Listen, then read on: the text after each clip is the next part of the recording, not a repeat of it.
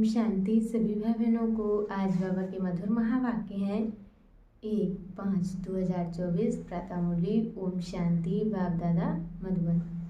बाबा बोले, मीठे बच्चे तुम सिद्ध करके बताओ कि बेहद का बाप हमारा बाप भी है, शिक्षक भी है और सतगुरु भी है।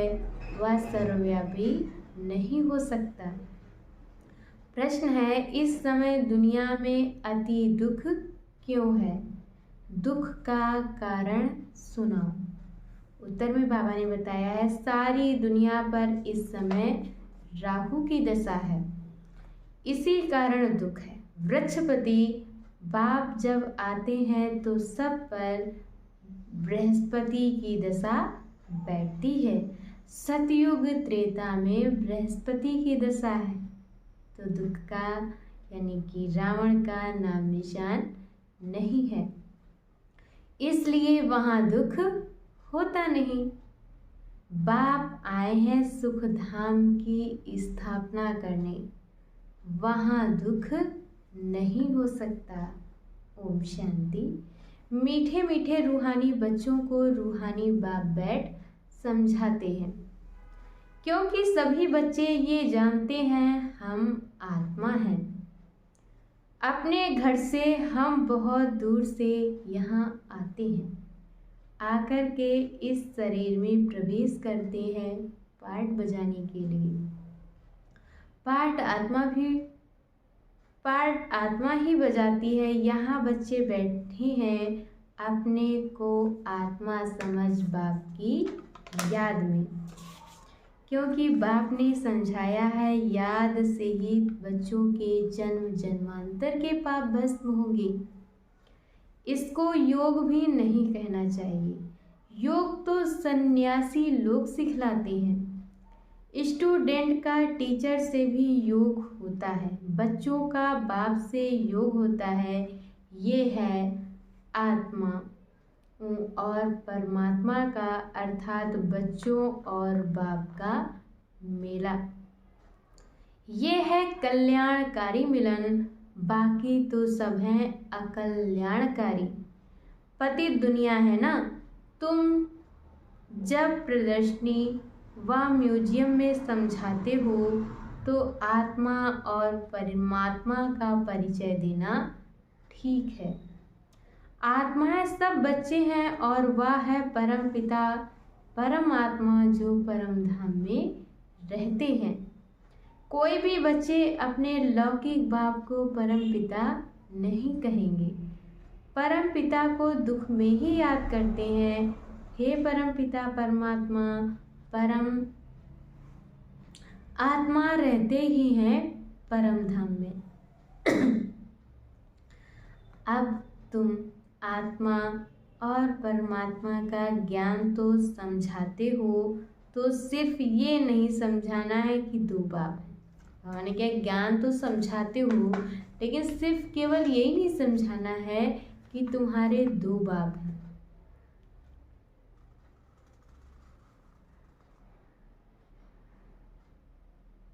वह बाप भी है और शिक्षक भी है, ये जरूर समझाना है।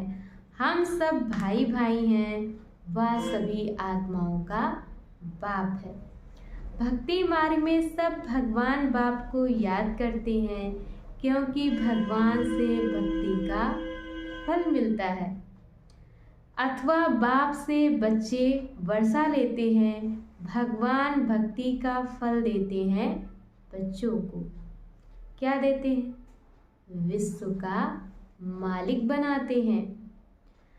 परंतु तुमको सिर्फ बाप नहीं सिद्ध करना है, वह बाप भी है तो शिक्षा देने वाला भी है, सद्गुरु भी है। ऐसा समझाओ तो सर्वव्यापी का ख्याल उड़ जाए। ये ऐड करो, वह बाबा ज्ञान का सागर है। आ करके राजयोग सिखलाते हैं, राजाओं का राजा बनाते हैं। बोलो, वह टीचर भी है शिक्षा देने वाला, तो फिर वह सर्वव्यापी कैसे हो सकता है? टीचर जरूर अलग है और स्टूडेंट अलग हैं, जैसे बाप अलग है, बच्चे अलग हैं। आत्माएं परमात्मा बाप को याद करती हैं, उनकी महिमा भी करती हैं। बाप ही मनुष्य सृष्टि का बीज रूप है। वह आकर के हमको मनुष्य सृष्टि के आदि मध्य अंत का ज्ञान सुनाते हैं। बाप स्वर्ग की स्थापना करते हैं, हम स्वर्गवासी बनते हैं। साथ साथ ये भी समझाते हैं कि 2 बाप हैं। लौकिक बाप ने पालना की, फिर टीचर के पास जाना पड़ता है पढ़ने के लिए। फिर 60 वर्ष के बाद वानप्रस्थ अवस्था में जाने के लिए गुरु करना पड़ता है। बाप, टीचर, गुरु अलग अलग होते हैं।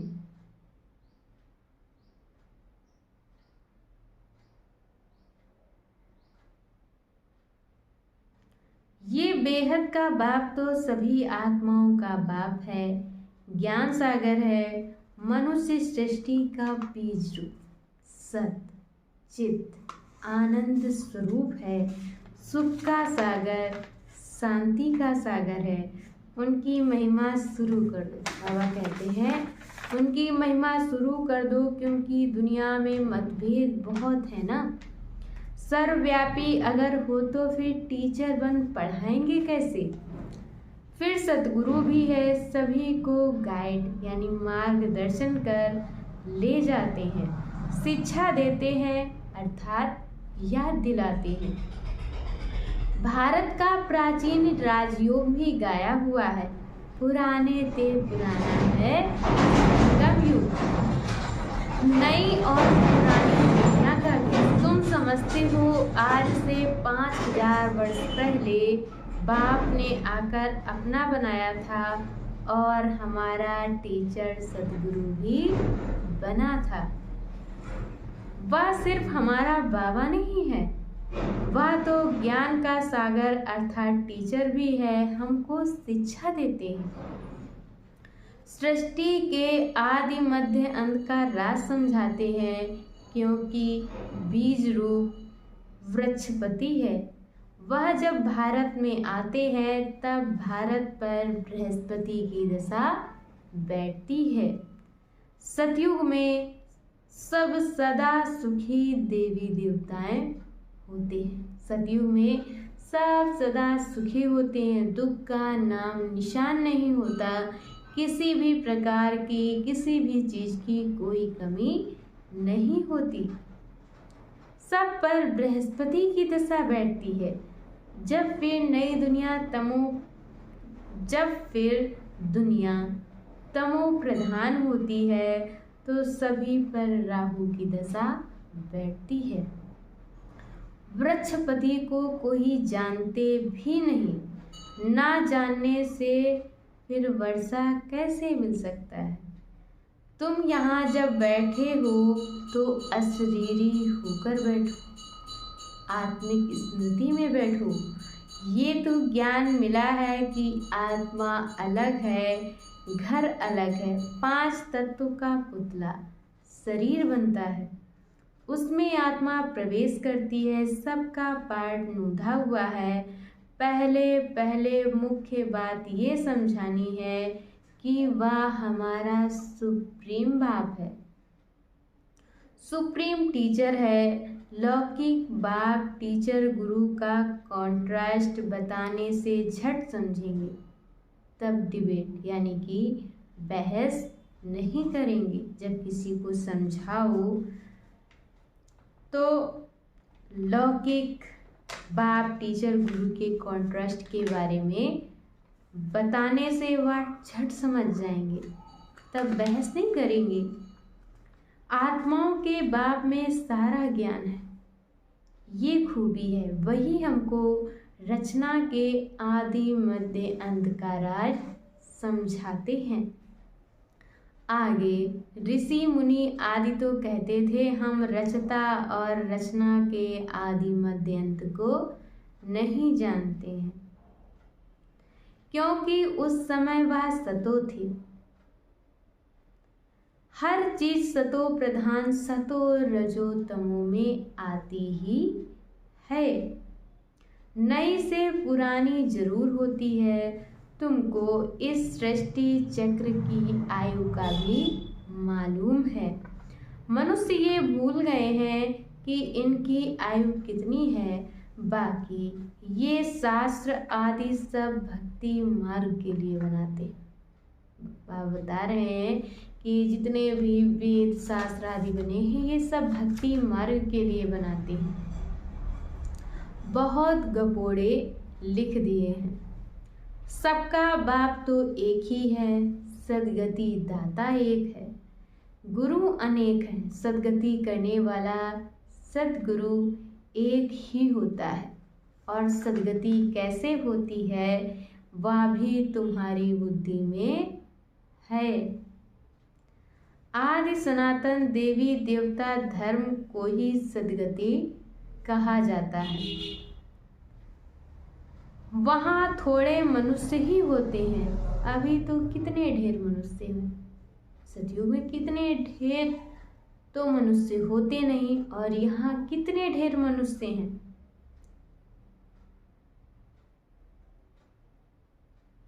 वहाँ तो सिर्फ देवताओं का राज्य होगा।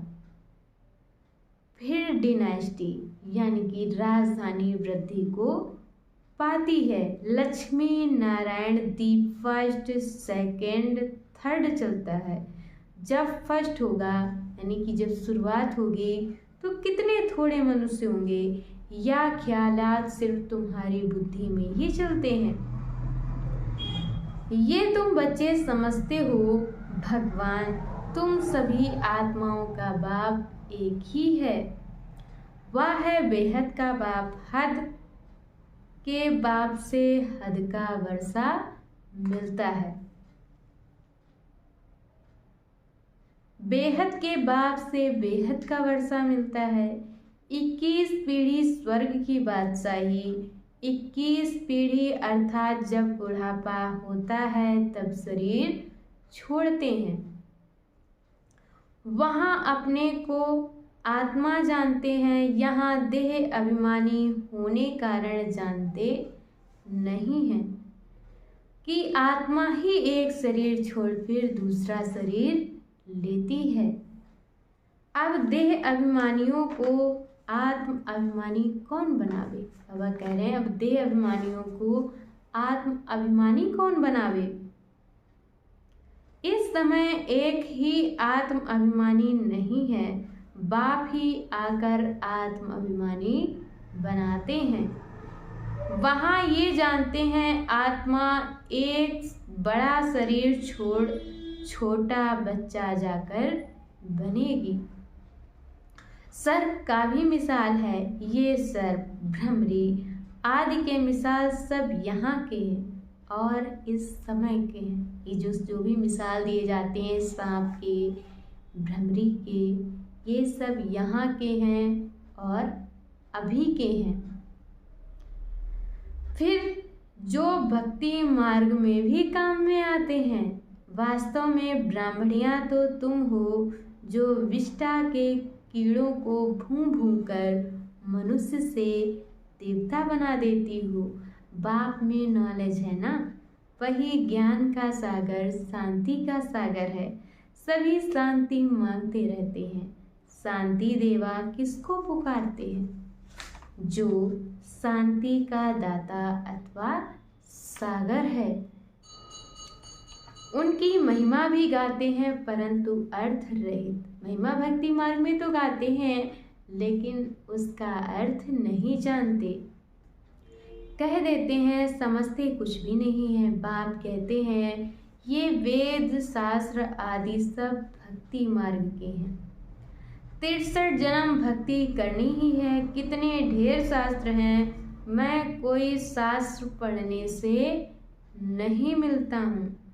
मुझे पुकारते भी हैं आकर पावन बनाओ। ये है तमो प्रधान किचड़े की दुनिया जो कोई काम की नहीं है। कितना दुख है। दुख कहाँ से आया? बाप ने तो तुमको बहुत सुख दिया था। फिर तुम नीचे सीढ़ी कैसे उतरे? बाबा ने तो हम बच्चों को बहुत सी सुख दिया था, सुख धाम में भेजा था, लेकिन तुम सीढ़ी कैसे नीचे उतरे? गाया भी जाता है ज्ञान और भक्ति। ज्ञान बाप सुनाते हैं और भक्ति रावण सिखलाती है। देखने में ना भाप आता है और ना रावण आता। दोनों को इन आँखों से नहीं देखा जाता। आत्मा को समझा जाता है, हम आत्मा हैं तो आत्मा का बाप भी जरूर है। बाप फिर टीचर भी बनते हैं और ऐसा कोई होता ही नहीं। अभी तुम 21 जन्म के लिए सदगति को पा लेते हो, फिर गुरु की दरकार ही नहीं रहती। बाप सबका बाप भी है तो शिक्षक भी है पढ़ाने वाला, सबका सदगति करने वाला सतगुरु सुप्रीम गुरु भी है। तीनों को तो सर्वव्यापी कह ना सके, वह तो सृष्टि के आदि मध्य अंत का राज बताते हैं। मनुष्य याद भी करते हैं, हे पतित पावन आओ, सर्व के सदगति दाता आओ, सबके दुख हरो सुख दो, हे गॉडफादर, हे लिबरेटर। फिर हमारा गाइड भी बनो ले चलने के लिए उस रावण राज्य से लिबरेट करो, यानी कि हम बच्चों को रावण राज्य से छुड़ाओ। रावण राज्य कोई लंका में नहीं है। ये सारी धरनी जो है उसमें इस समय रावण राज्य है। राम राज्य सिर्फ सतयुग में ही होता है। भक्ति मार्ग में मनुष्य कितना मूंझ गए हैं। अभी तुमको श्रीमत मिल रही है श्रेष्ठ बनने के लिए। सतयुग में भारत श्रेष्ठाचारी था, पूज्य थे, अभी तक भी उन्हों को पूछते रहते हैं। भारत पर बृहस्पति की दशा थी तो सतयुग था। बाप राइटियस बनाते हैं और रावण अनराइटियस बनाते हैं। कहते भी हैं राम राज्य चाहिए, तो रावण राज्य में है ना, तभी तो राम राज्य चाहिए। नरकवासी हैं। रावण राज्य को नरक कहा जाता है। स्वर्ग और नरक आधा आधा है, ये भी तुम बच्चे ही जानते हो। राम राज्य किसको और रावण राज्य किसको कहा जाता है। तो पहले पहले ये निश्चय बुद्धि बनाना है, वह हमारा बाप है। हम सब आत्माएं ब्रदर्स हैं, हम सब आत्माएं आपस में भाई भाई हैं। बाप से सबको वर्षा मिलने का हक है, मिला था। बाप ने राजयोग सिखलाकर सुख धाम का मालिक बनाया था। बाकी सब चले गए शांति धाम। ये भी बच्चे जानते हैं, वृक्षपति है चैतन्य। सच्चित आनंद स्वरूप है आत्मा। सत्य भी है, चैतन्य भी है। बाप भी सत्य है, चैतन्य है, वृक्षपति है। ये उल्टा झाड़ है ना, इसका बीज ऊपर में है। बाप ही आकर समझाते हैं, जब तुम तमो प्रधान बन जाते हो तो बाप सतो प्रधान बनाने आते हैं। हिस्ट्री ज्योग्राफी रिपीट होती है। अब तुमको कहते हैं हिस्ट्री ज्योग्राफी अंग्रेजी अक्षर नहीं बोलो, हिंदी में कहेंगे इतिहास भूगोल। अंग्रेजी तो सब लोग पढ़ते ही हैं, समझते हैं। भगवान ने गीता संस्कृत में सुनाई। अब श्री कृष्ण सतयुग का प्रिंस, वहाँ ये भाषा थी ऐसा तो लिखा हुआ नहीं है। भाषा है जरूर, जो जो राजा होता है उसकी भाषा अपनी होती है। सतयुगी राजाओं की भाषा भी अपनी होगी। संस्कृत वहाँ नहीं है। सतयुग की रस्म रिवाज ही अलग है। कलयुगी मनुष्यों की रस्म रिवाज अलग है।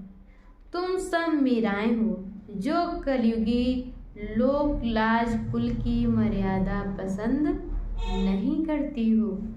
तुम कलयुगी लोक लाज छोड़ती हो तो झगड़ा कितना होता है।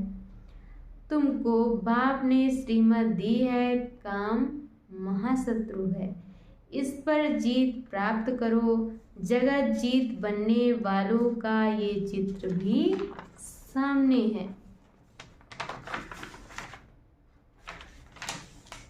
तुमको तो बेहद के बाप से राय मिलती है कि विश्व में शांति कैसे स्थापन होगी। शांति देवा कहने से ही बाप याद आता है। बाप ही आकर कल्प कल्प विश्व में शांति स्थापन करते हैं। कल्प की आयु लंबी कर देने से मनुष्य कुंभकर्ण की नींद में जैसे सोए पड़े हैं। पहले पहले तो मनुष्यों को ये पक्का निश्चय कराओ कि वह हमारा बाप भी है, टीचर भी है। टीचर को सर्वव्यापी कैसे कहेंगे? तुम बच्चे जानते हो बाप कैसे आकर हमको पढ़ाते हैं। तुम उनकी बायोग्राफी को जानते हो। बाप आते ही हैं नरक को स्वर्गवासी बनाने। टीचर भी है, फिर साथ भी ले जाते हैं। आत्माएं भी अविनाशी हैं। वह अपना पूरा बाट बजाकर घर ले जाती हैं। ले जाने वाला गाइड भी तो चाहिए ना। दुख से लिबरेट करते हैं, फिर गाइड बन सबको ले जाते हैं। अच्छा, मीठे मीठे सिकिल दे बच्चों प्रति माता पिता बाप दादा का याद प्यार और गुड मॉर्निंग। रूहानी बाप के रूहानी बच्चों को नमस्ते। हम रूहानी बच्चों की तरफ से रूहानी माता पिता बाप दादा को याद प्यार नमस्ते। ओम शांति। शुक्रिया बाबा, शुक्रिया।